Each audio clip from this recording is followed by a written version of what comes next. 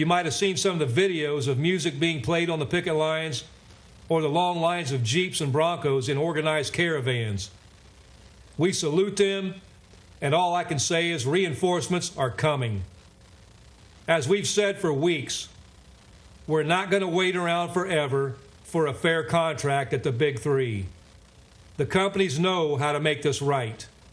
The public is on our side, and the members of the UAW are ready to stand up. Obviously, we're doing things differently this time around. Our stand-up strike strategy is designed to do one thing: win record contracts after years of record profits. We're focused on moving the companies at the bargaining table. That means maintaining our flexibility and our leverage to escalate as we need to. We can and will go all out if our national leadership decides the companies aren't willing to move. Right now, we think we can get there. Stellantis and GM in particular are going to need some serious pushing. Obviously, going on strike isn't something we take lightly, and it's not something we do without a clear strategy to win. So let's talk about our strategy at the Big Three and what's happening in negotiations. As you know, we gave our members' demands to the company 2 months ago. They wasted over a month failing to respond. And there has been some movement, and particularly this last week, we've made some real progress at Ford. We're not there yet, but I want you to see the direction that Ford is going and what we think that means for our contract fight.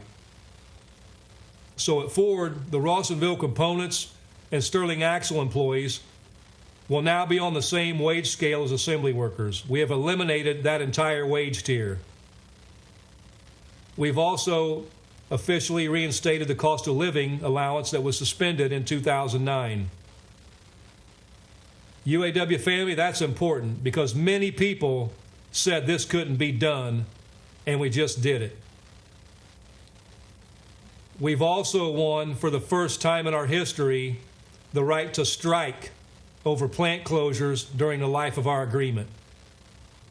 I don't have to tell you that this is an important victory in our fight to save our jobs, keep families together, and keep our communities from being gutted. Also at Ford, we've won additional job security for our members in the event of layoff.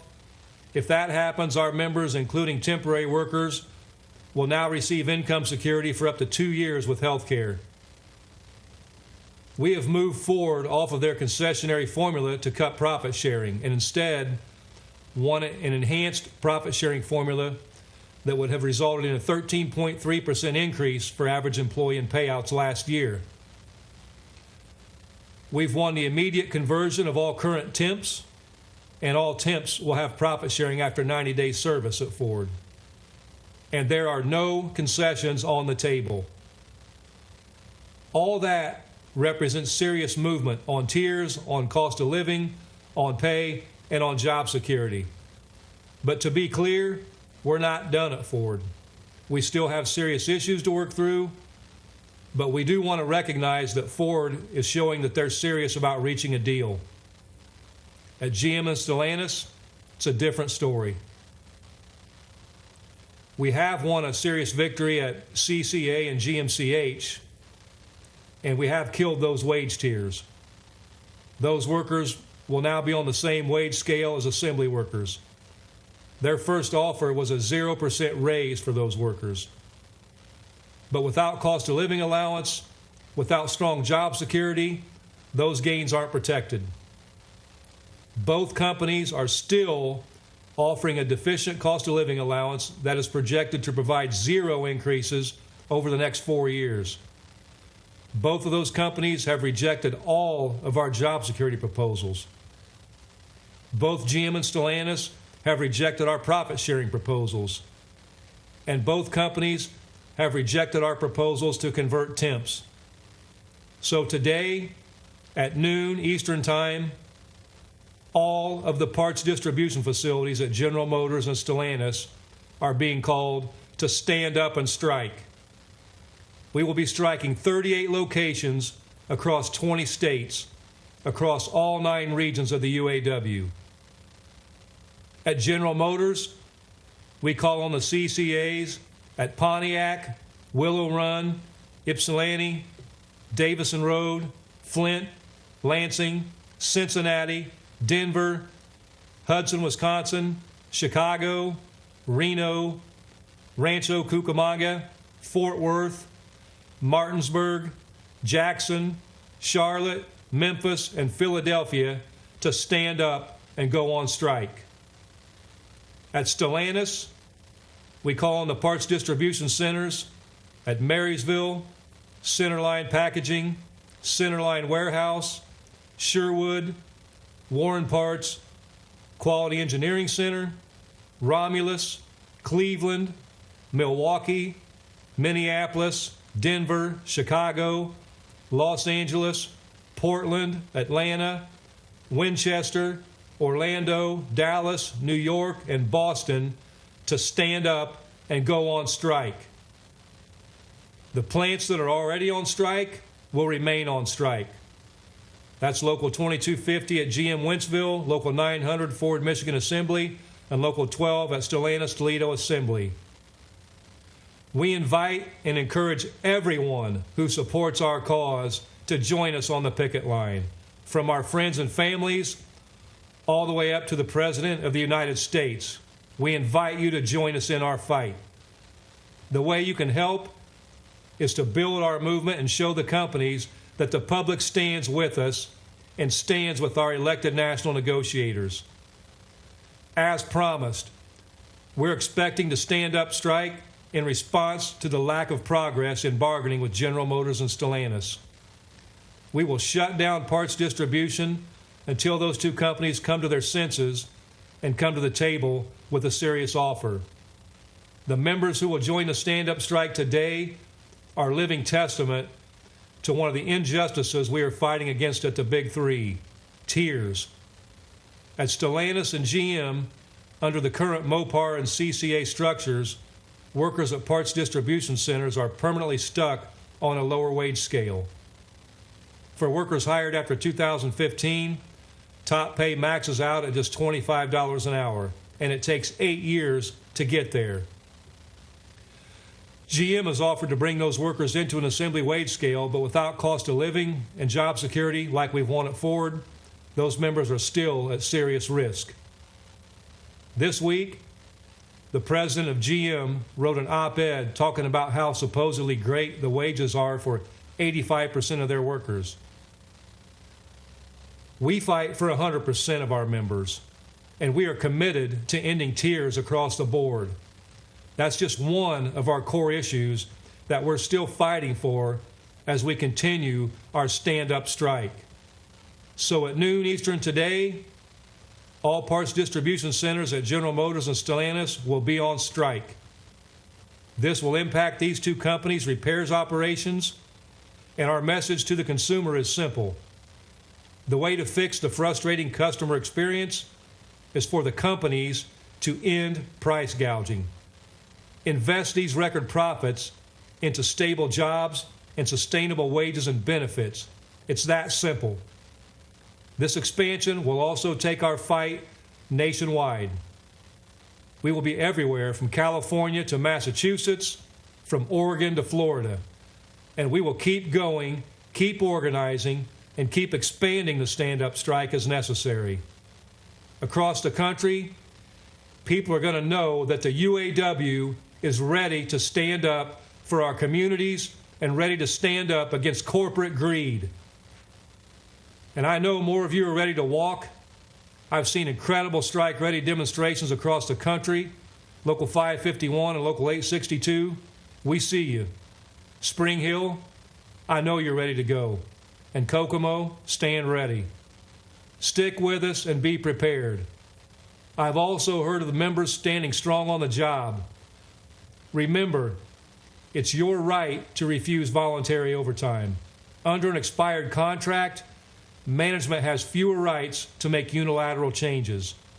If you see something being changed in your workplace without bargaining, please head to uaw.org/standup and report it. You are our eyes and ears. Our greatest protection we have is each other, and we won't let the big three break the law. Finally, I want to remind all of you of one thing. The world is watching, and the people are on our side. We've seen poll after poll come out saying the American people support what we are doing.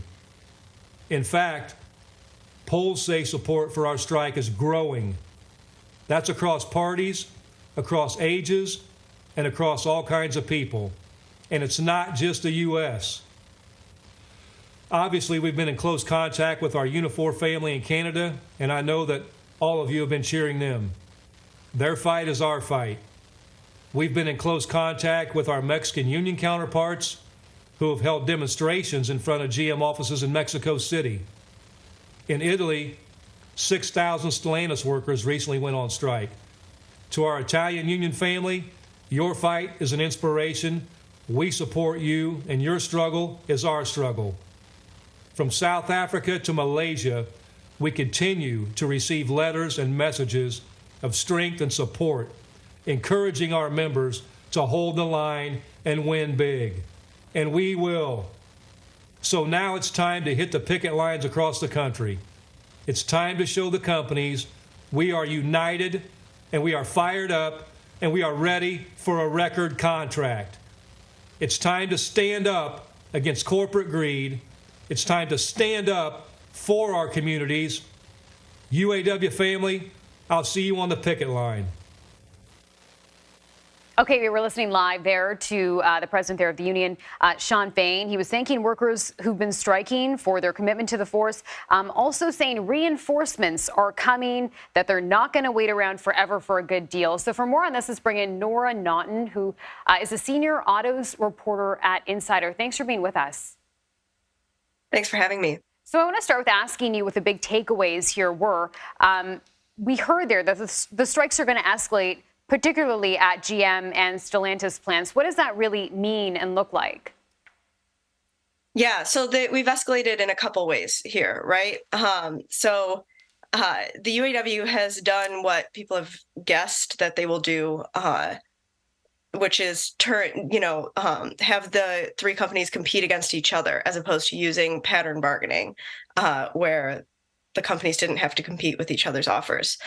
So they're happy with where things are going at Ford. That means they're moving their focus to GM and Stellantis. And in moving their focus to GM and Stellantis, they're escalating even further by choosing these parts distribution plants. That is a huge chokehold. Those are the plants that feed into the entire system. And when you lose production at those plants, that's when things at General Assemblies go down. That's when, the whole system falls apart. So this is a huge escalation in terms of work stoppage, a targeted work stoppage. And on top of that, it's an escalation across the country. So this strike becomes more visible, right? These parts distribution centers, you heard him list off how many states, how many cities that we're going to be in. That creates more visibility for this strike and puts more national pressure on these companies as people see these walkouts enter their own backyards. So as someone on the ground there, based in an area where the auto industry booms, what does the extended strike mean for just local communities? Can they afford for these strikes to go on for weeks, like we've seen, for example, with the WGA SAG-AFTRA strikes? Sure, there is absolutely an economic impact. It's usually very concentrated around the plant communities. Those workers are the people who get lunch and, shop for groceries on their breaks and that kind of stuff. Those people are still there. They're on strike, so they're probably not spending as much money. But, there is absolutely a local economic impact. We saw that in 2019 when GM workers went on strike. It's just a little bit more of a delayed effect. We won't see it today, but the longer that these workers stay out, the more they're going to pinch pennies. And they're a huge, huge part of this community. I mean, not only am I based here, but I grew up here, and there's not a single family that isn't touched by some form of automotive work. So it has the potential to really do a lot to the local economy. And Nora, I think it's important to mention, too, that the people who are going on strike right now are not getting their full pay during this time. How long can some of these folks really afford to continue striking? Yeah, they are living off of strike pay. And depending on your state, they could qualify for some supplemental unemployment. But it is a big sacrifice that workers on strike are making. I think it depends on the worker. I know the UAW and other unions tend to prepare their members ahead of a work stoppage and talk about savings and, putting things aside if you know that you're going to be going without. But again, these workers are fighting for better wages and talking about things like living at or below the poverty line. So these are already people that struggle to make ends meet. So the longer this stretches on, the worse the personal economic impact becomes. Okay, we'll have to leave it there, but lots to follow on this story. Nora Naughton, thanks for your time. Thank you for having me. All right, we want to share some other breaking news we're following this morning. New Jersey Democratic Senator Bob Menendez and his wife have been indicted on federal bribery charges. They're accused of accepting hundreds of thousands of dollars in bribes from 3 businessmen. So the charges there stem from a years-long public corruption investigation in the Justice Department. This is the second time Menendez has been charged with corruption. A 2015 indictment ended in a mistrial. The U.S. Attorney for the Southern District of New York is now set to hold a news conference at 11 o'clock this morning. We'll take you there live when it begins.